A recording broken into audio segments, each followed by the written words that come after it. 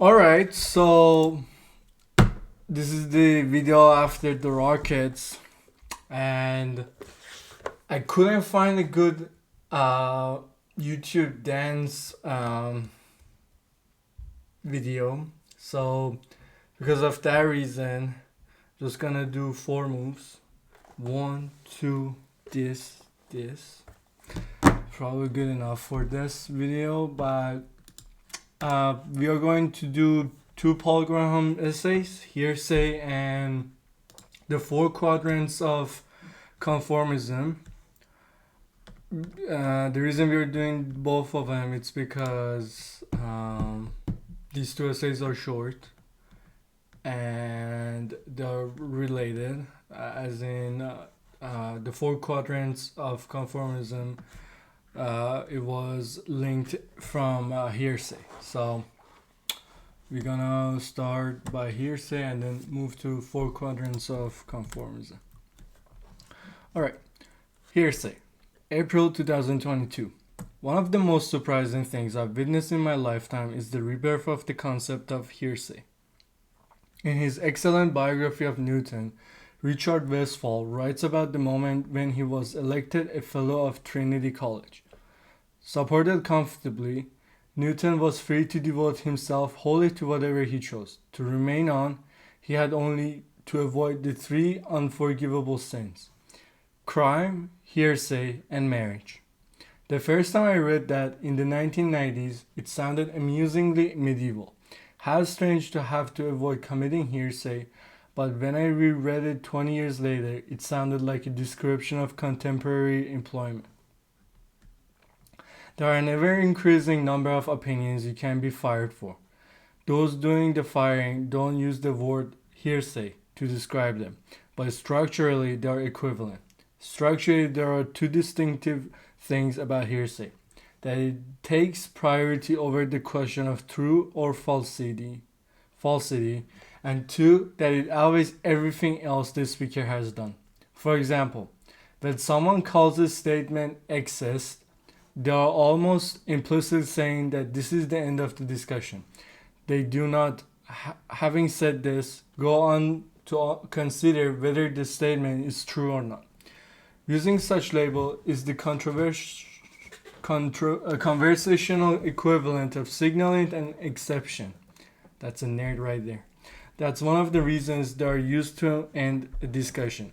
If you find yourself talking to someone who uses these labels a lot, it might be worthwhile to ask them explicitly if they believe any babies are being thrown out with the bathwater.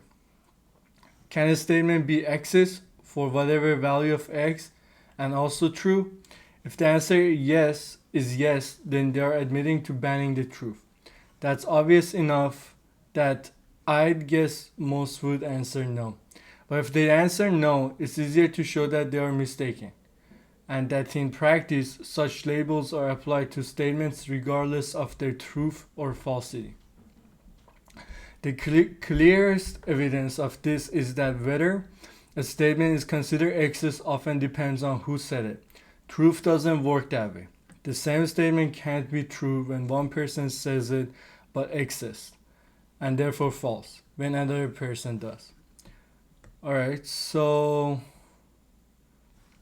let's go over footnote number 1 for Newton. Marriage, heresy, crime. I believe it was crime, huh?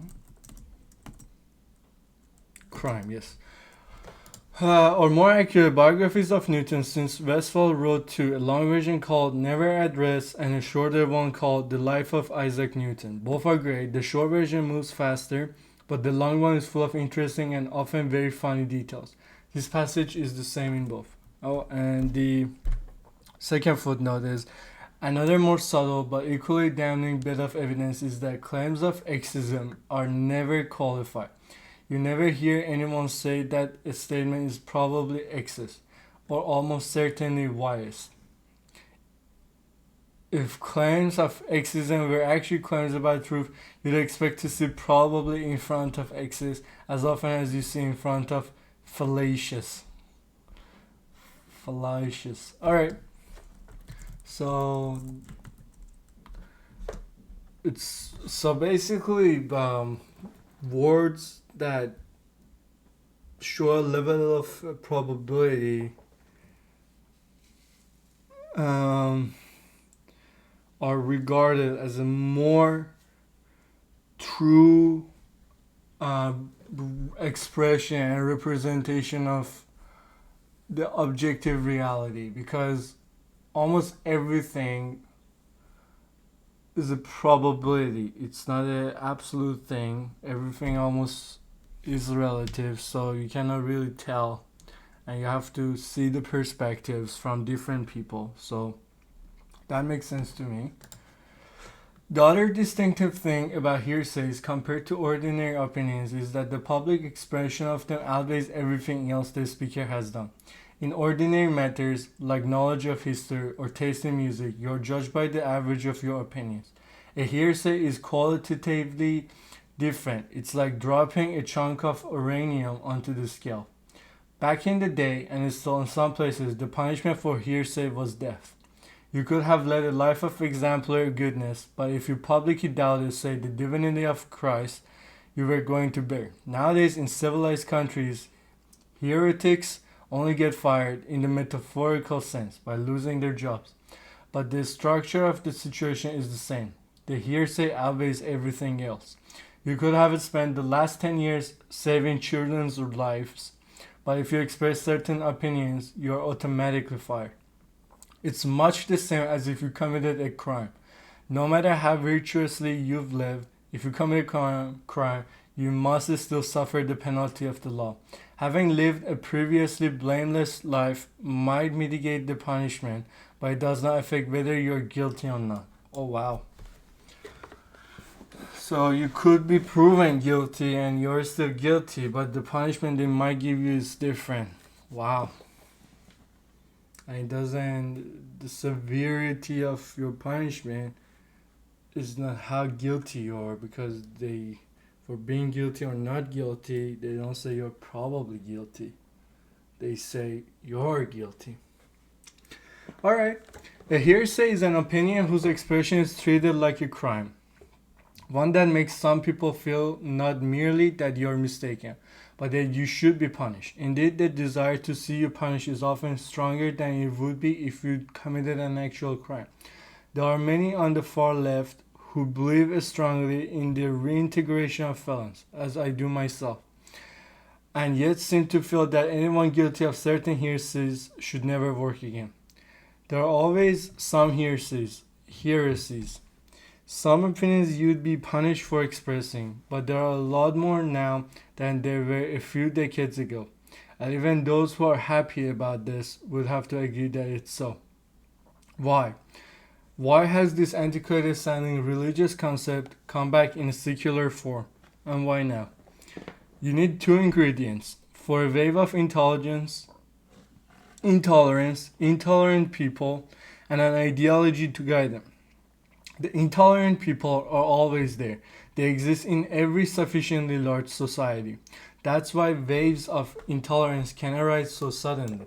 All they need is something to set them off.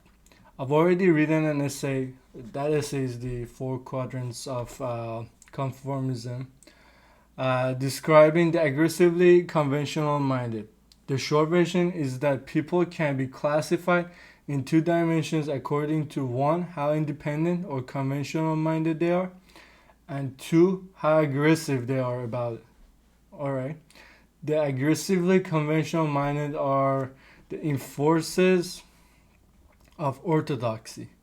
Normally, they are only locally visible. They are the grumpy, censorious people in a group, the ones who are always first to complain when something violates the current rules of propriety. But occasionally, like a vector field whose elements become aligned, a large number of aggressively conventional minded people unite behind some ideology all at once. Then they become much more of a problem, because a mob dynamic takes over, where the enthusiasm of each participant is increased by the enthusiasm of the others. The most notorious 20th century case may have been the Cultural Revolution. Though initiated by Mao, to undermine his rivals. The Cultural Revolution was otherwise mostly a grassroots phenomenon. Mao said it in essence: there are heretics among us. Seek them out and punish them. And that's all the aggressively conventional minded ever need to hear. They went at it with the delight of dogs chasing squirrels. To unite the conventional minded, an ideology must have many of the features of a religion. In particular, it must have strict and arbitrary rules that adherents can demonstrate their purity.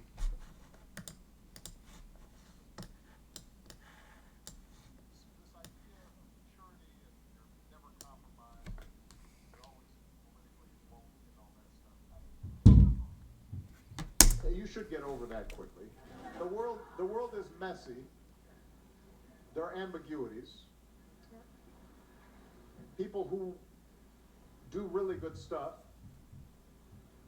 have flaws. People who you are fighting may love their kids and, you know, share certain things with you. And I think that one danger I see among young people, particularly on college campuses, Malia and I talk about this. Yara goes to school with my daughter. But I do get a sense sometimes now among certain young people, and this is accelerated by social media, there is this sense sometimes of the way of me making change is to be as judgmental as possible about other people. And that's enough. Like if I tweet or hashtag about how you didn't do something right or used the wrong verb, or then I can sit back and feel pretty good about myself. Because, man, you see how woke I was? I called you out. I'm going to get on TV, watch my show, watch Grownish. You know, that's not activism. That's not bringing about change. You know, if all you're doing is casting stones, you know, you're probably not going to get that far. That's easy to do. All right. Their purity by obeying and its adherents must believe that anyone who obeys these rules is ipso facto morally superior to anyone who doesn't. Alright, this is very interesting. Number 3. The rules must be strict, but they need not be demanding. So the most effective type of rules are those about superficial matters, like doctrine minutiae, or the precise words adherents must use. Such rules can be made extremely complicated, yet do not repel potential converts by requiring significant sacrifice. The superficial demands of orthodoxy make it an inexpensive substitute for virtue, and that in turn is one of the reasons orthodoxy is so attractive to bad people. You could be a horrible person, and yet as long as you're orthodox, you're better than everyone who isn't. Wow.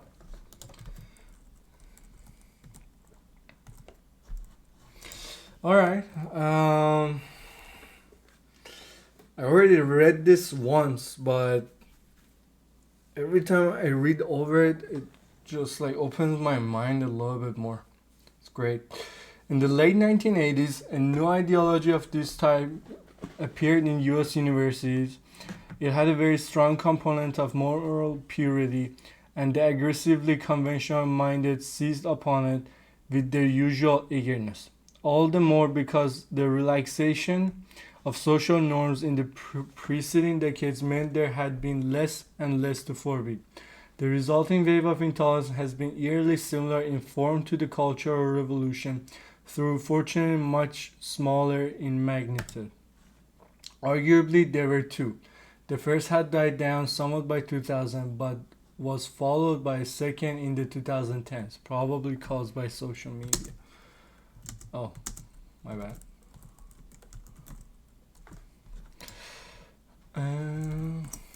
There we go. I've deliberately avoided mentioning specific heresies here, partly because of because one of the universal tactics of heretic hunters, now as in the past, is to accuse those who disapprove of the way in which they suppress ideas of being heretics themselves. Indeed, this tactic is so consistent that you could use it as a way of detecting witch hunts in any area. And that's the second reason. I've avoided mentioning any specific heresies. I want this essay to work in the future, not just now, and unfortunately it probably will. The aggressively conventional minded will always be among us, looking for things to forbid. All they need is an ideology to tell them what, and it's unlikely the current one will be the last. There are aggressively conventional minded people on both the right and the left. The reason the current wave of intolerance comes from the left is simply because the new unifying ideology happened to come from the left. The next one might come from the right.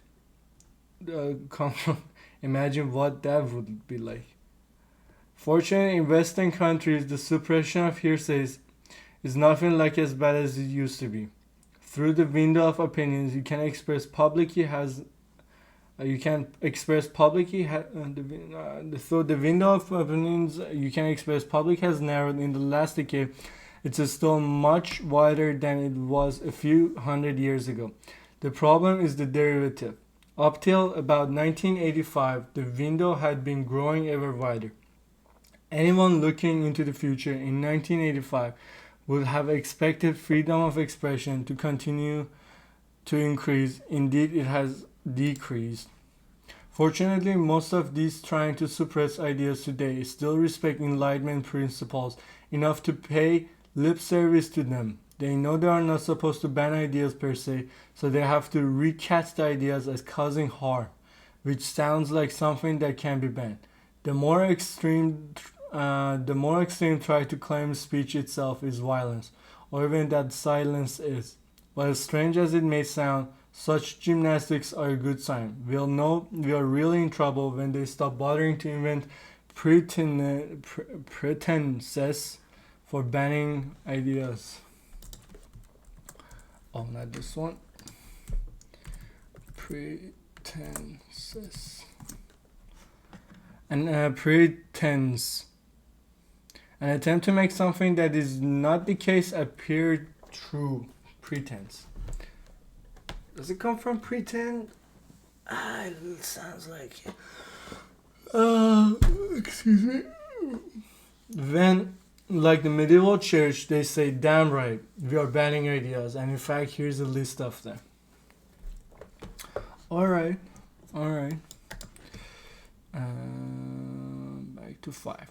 The situation is similar to what's happened with infectious disease like measles. Anyone looking into the future in 2010 would have expected the number of measles cases in the US to continue to decrease. Instead, thanks to anti-vaxxers, it has increased. The absolute number is still not that high. The problem is the derivative. The derivative is not slowing down, so it's still going up with the same speed as it was before. People only have the luxury of ignoring the medical census about vaccines because vaccines have worked so well. If we didn't have any vaccines at all, the mortality rate would be so high that most current anti-vaxxers would be begging for them. And the situation with freedom of expression is similar. It's only because they lived in a world created by the Enlightenment that kids from the suburbs can play at banning ideas.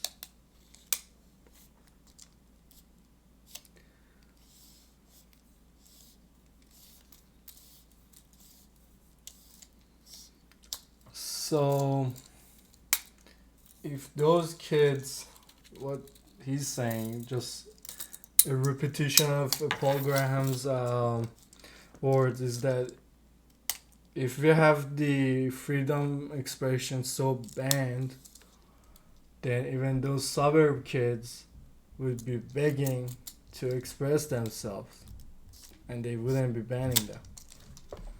Good argument. So we are sad because we were too happy, I guess.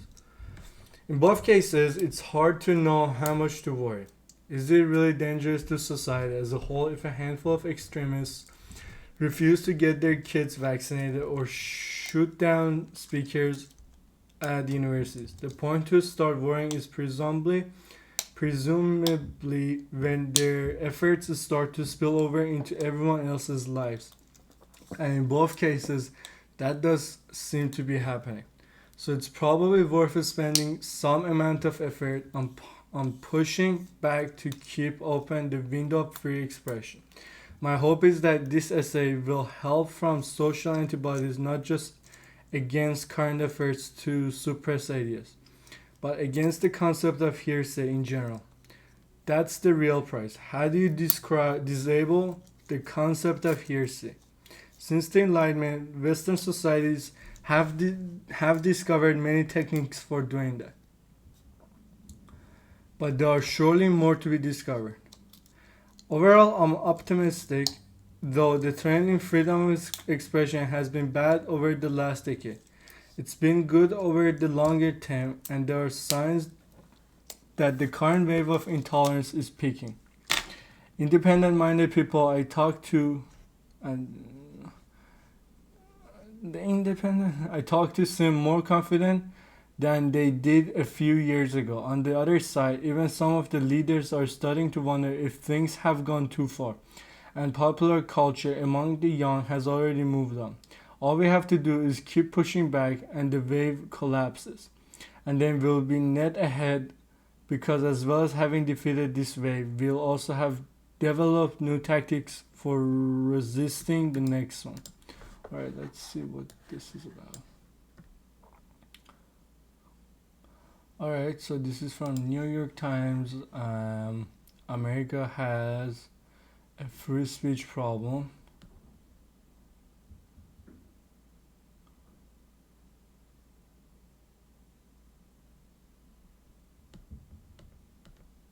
Alright, so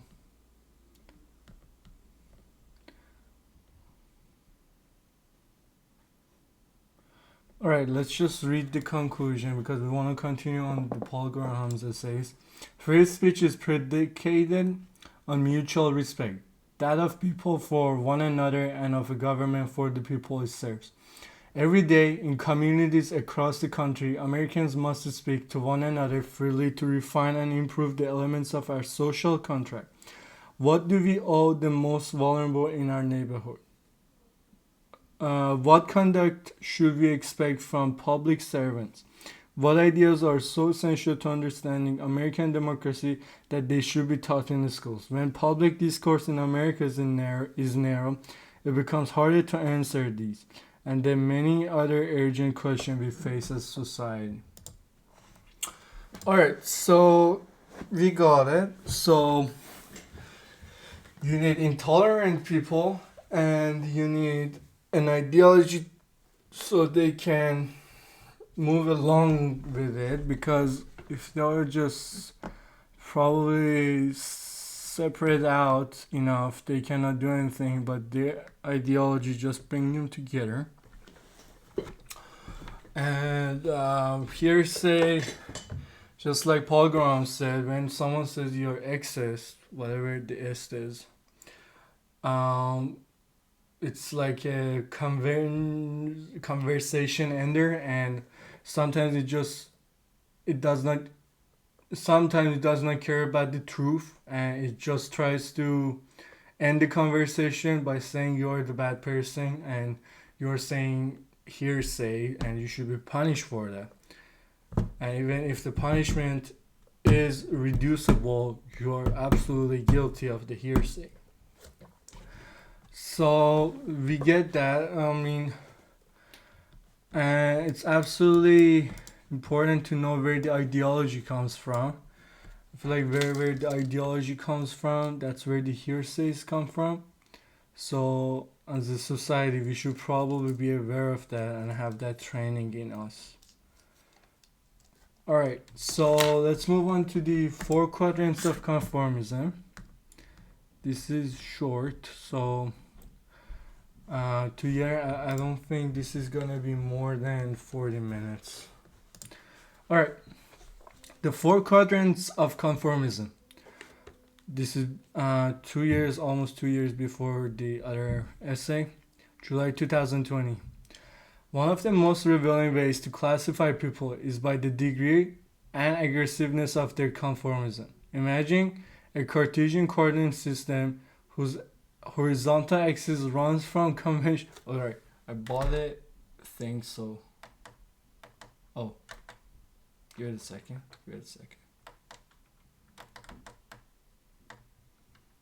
Oh.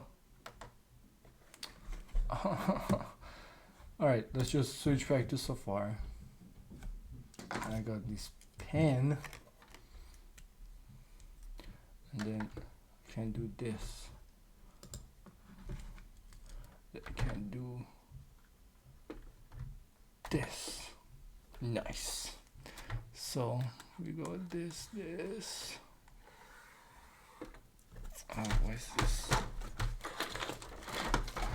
Give me a second. Oh.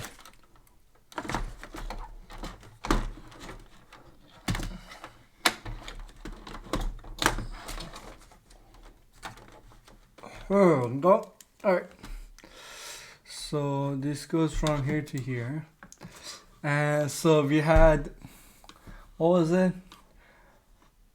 Horizontal axis runs from conventional minded on the left to independent. So conv and ind.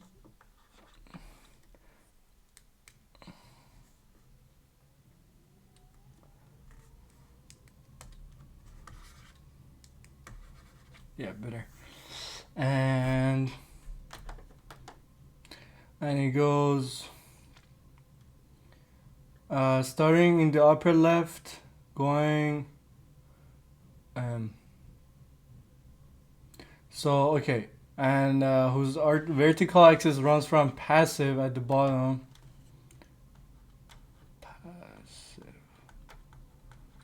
to aggressive, right?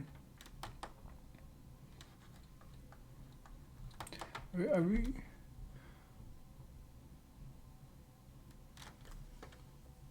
Alright, sure. Okay. Starting in the upper left, going counterclockwise.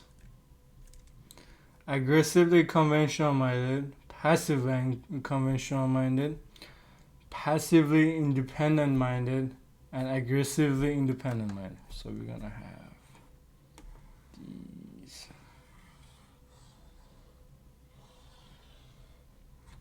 Haha.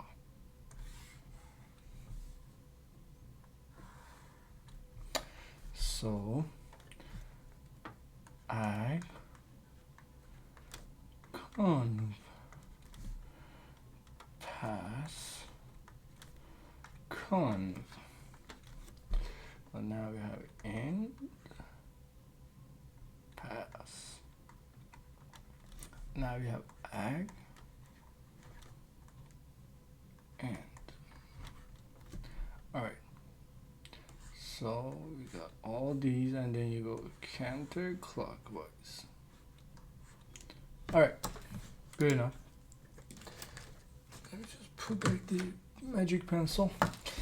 Alright, that, and I think that you'll find all four types in most societies, and that which quadrant people fall into depends more on their own personality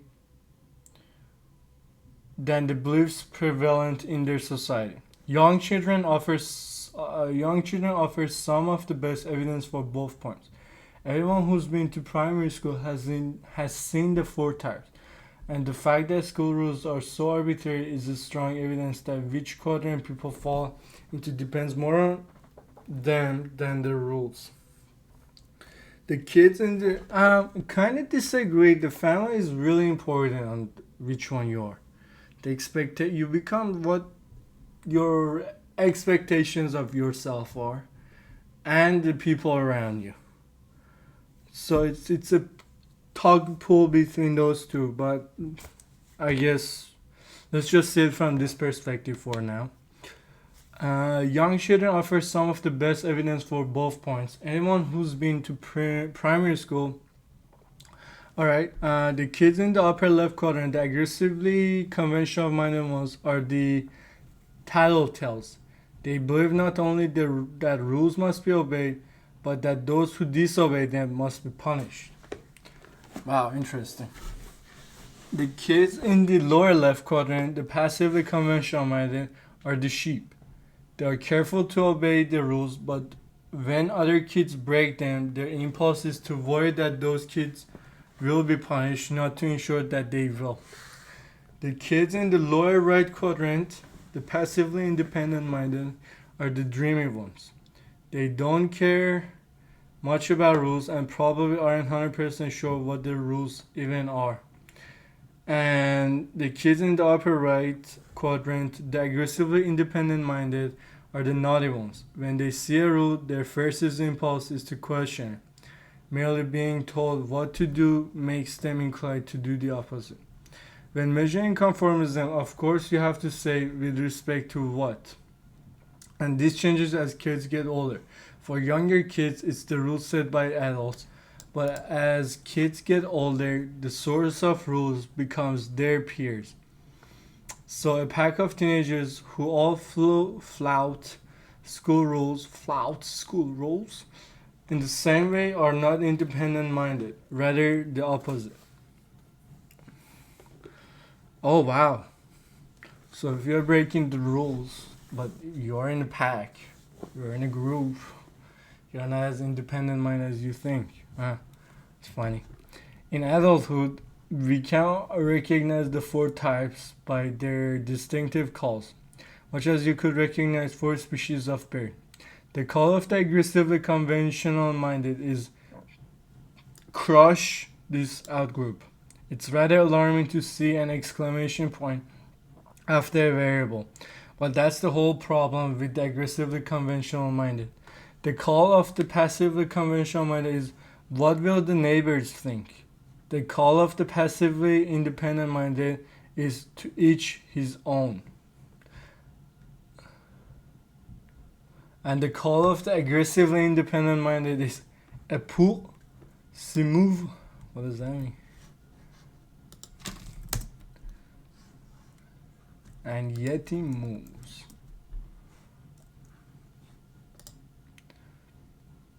Galileo uttered the landmark phrase "Epu simove." Oh, it's not French.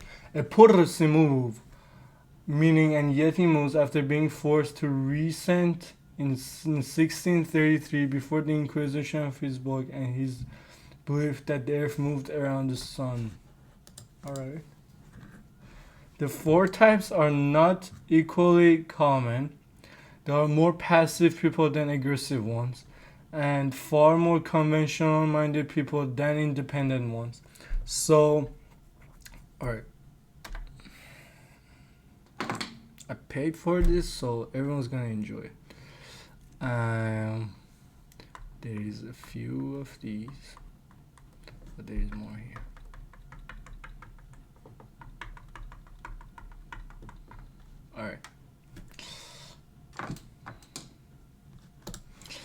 Alright, the four types are not equally common. There are more. So the passive and conventional minded are the largest group, and the aggressively independent minded are the smallest. Since one's quadrant depends more on one's personality than the nature of the rules, most people would occupy the same quadrant even if they'd grown up in a quite different society. Oh, that's interesting. Princeton professor Robert George recently wrote, "I sometimes ask students what their position on slavery would have been had they been white and living in the South before abolition. Guess what? They all would have been abolitionists.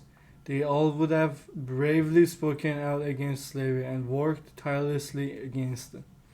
He's too polite to say so, but of course they wouldn't. And indeed, our default assumption should not merely be that his students would, on average, have behaved the same way people did at the time, but that the ones who are aggressively conventional minded today would have been aggressively conventional minded then too.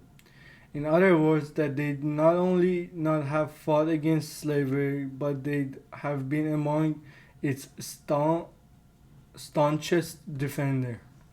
I'm biased, I admit, but it seems to me that aggressively conventional people are responsible for a disproportionate amount of the trouble in the world, and that a lot of the customs we've evolved since the Enlightenment have been designed to protect the rest of us from them. In particular, the retirement of the concept of heresy and its replacement by the principle of freely debating all sorts of different ideas, even ones that are currently considered unacceptable, without any punishment for those who try them out to see if they work.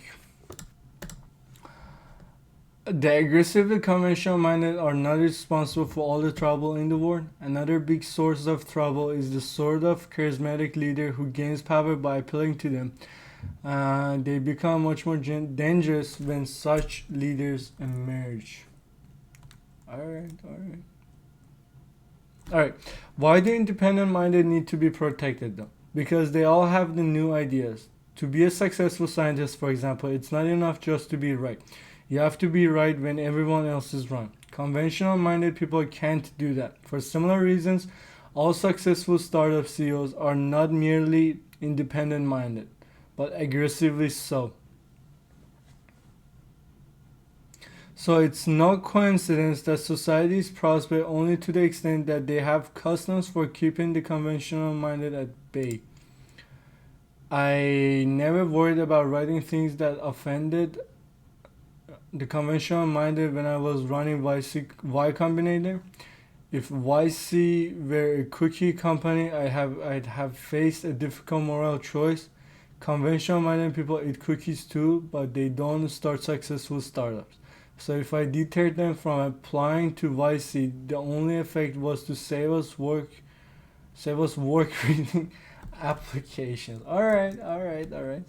In the last few years, many of us have noticed that the customs protecting free inquiry have been weakened.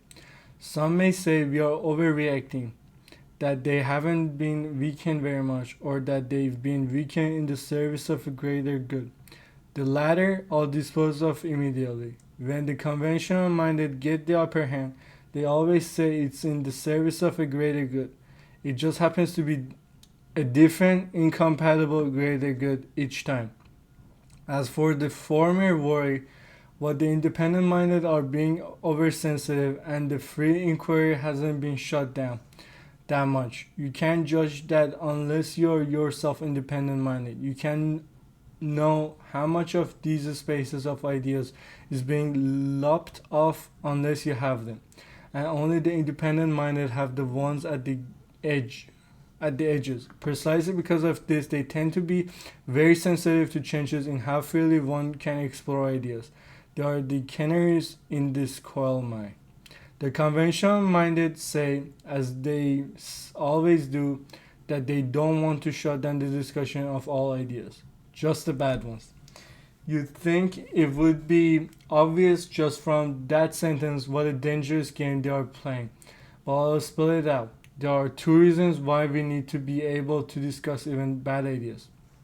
The first is that any process for deciding which ideas to ban is bound to make mistakes. All the more so because no one intelligent wants to undertake that kind of work, so it ends up being done by the stupid. And when a process makes a lot of mistakes, you need to leave a margin for error, which in this case means you need to ban fewer ideas than you'd like to.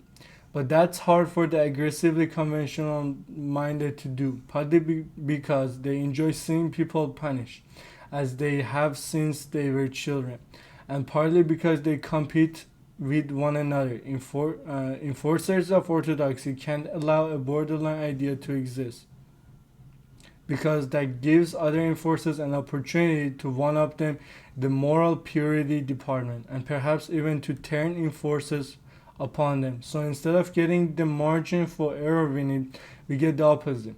A race to the bottom in which any idea that seems at all bannable ends up being banned.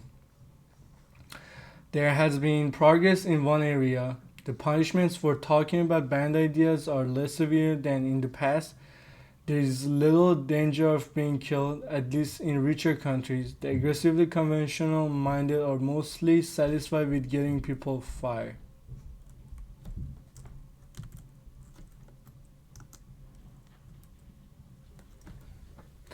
The second reason it's dangerous to ban the discussion of ideas is that ideas are more closely related than they look. Which means if you restrict the discussion of some topics, it doesn't only affect these topics. The restrictions propagate back into any topic that yields implications in the forbidden ones. And that is not an edge case. The best ideas do exactly that. They have consequences in fields far removed from their origins. Having ideas in a world where some ideas are banned is like playing soccer on a pitch that has a minefield in one corner. You don't just play the same game you would have, but on a different shaped pitch. You play a much more subdued game even on the ground that it's safe. In the past, the way the independent-minded protected themselves was to congregate in a handful of places, first in courts and later in universities, where they could to some extent make their own rules. Places where people work with ideas tend to have customs protecting free inquiry. For the same reason, Wayfair fabs have powerful air filters or recording studios, good sound insulation. For the last couple centuries at least, when the aggressively conventional minded were on the rampage, for whatever reason, universities were the safest place to be. That may not work this time though, due to the unfortunate fact that the latest wave of the intolerance began in universities. It began in the mid 1980s and by 2000 seems to have died down. That it has recently flared up against with the arrival of social media. This seems unfortunate to have been on an own goal by Silicon Valley, though the people who run Silicon Valley are almost all independent minded. They've handed the aggressively conventional minded a tool such that they could only have dreamed of. On the other hand, perhaps the decline in the spirit of free inquiry within universities is as much the symptom of the departure of the independent minded as the cause. People who would have become professors 50 years ago have other options now. Now they become quants or start startups. You have to be independent minded to succeed at either of those. If these people had been professors, they'd have put up a stiffer resistance on behalf of academic freedom. So perhaps the picture of the independent-minded fleeing decline university is too gloomy. Perhaps the universities are declining because so many have already left. Already left to where? 5. Many professors are independent-minded, especially in math, the hard sciences, and engineering, where you have to be to succeed. But students are more representative of the general population and thus mostly conventional minded. So when professors and students are in conflict, it's not just a conflict between generations, but also between different types of people. Though I've spent a lot of time thinking about this situation, I cannot predict how it plays out. Could some university reverse the current trend and remain places where the independent-minded want to congregate, or will the independent-minded gradually abandon them? I worry a lot about what we might lose if that happens. But I'm hopeful long-term the independent-minded are good at protecting themselves. If existing institutions are compromised, they'll create new ones. That may encourage some imagination, but imagination is, after all, their specialty. Alright.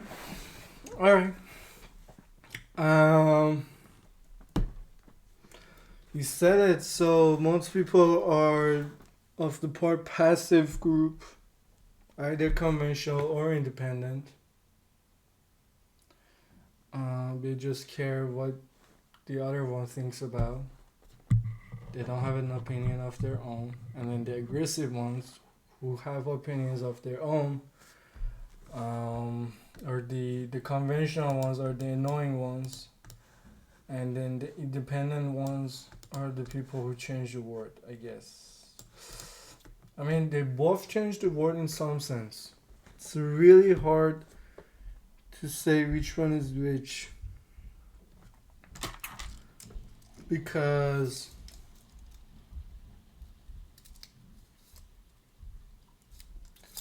You need a leader to lead you somewhere you've never been. So you can say kind of an independent leader. You need an independent, aggressive, independent person to be the leader of the conventional ones. Probably.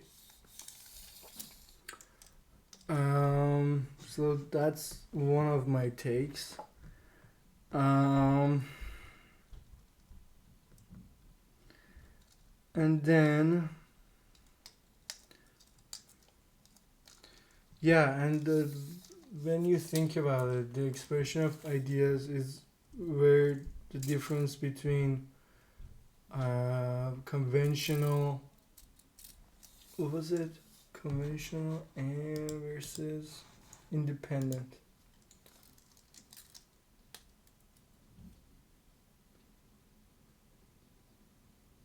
So convention is like what a bunch of people have already agreed on.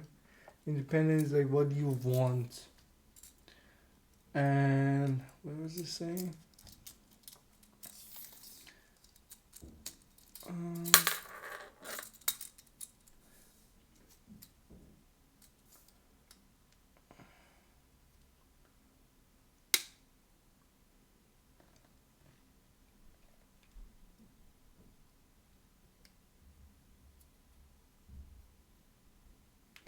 Not quite sure, but I think in life you need to be a dynamic of these things.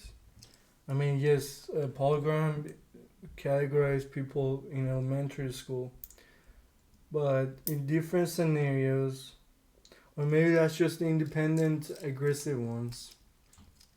Independent thinker who's aggressive, or the passive who's aggressive, is dynamic in different situations. Then you can also label that, but yeah, he went back to the hearsay thing, and then he said it also that you need to be an independent thinker to go against the current, right? And the convention, because that's where startups succeed, and the quants and whatever, and this and that. So yeah, that's that. I don't have any more opinions on this, but it was very good, two essays. Oh, and also he said there are more passive people than aggressive people because it takes really lots of energy and care to be aggressive about something. Yeah, and just like universe, the universe is like mostly empty, and then you have one star that's just burning. So I don't know. That was like an analogy, but like those things are not connected, you know. But like it makes you image it in your brain. So yeah. Alright, so that's it for this video. I hope I'm gonna have a dance for next video. I'm gonna keep looking. But till next video, see you next time.